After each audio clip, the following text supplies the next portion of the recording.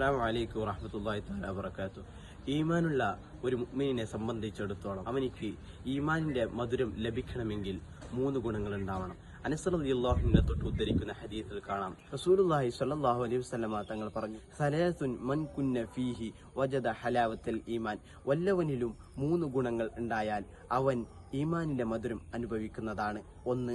അൻ യകൂനല്ലാഹു വറസൂലുഹു അഹബ്ബ ഇലൈഹി മിമ്മാ സിവാഹുമ. അല്ലാഹും അവന്റെ പ്രവാചകരും മറ്റുള്ള എല്ലാ വസ്തുക്കളെക്കാളും അവനിക്ക് ഏറ്റവും ഇഷ്ടമുള്ളതാവുക. 2. വ അൻ യുഹിബ്ബൽ മർഅ ലാ യുഹിബ്ബുഹു ഇല്ലാ ലില്ലാഹ്. ഒരു മനുഷ്യനെ അല്ലാഹുവിന്റെ മാർഗത്തിൽ ഇഷ്ടം വെക്കുക. 3. വ അൻ യക്റഹ അൻ യഊദ ഫിൽ കുഫ്രി കമാ യക്റഹു അൻ യക്ദഫ ഫിന്നാർ.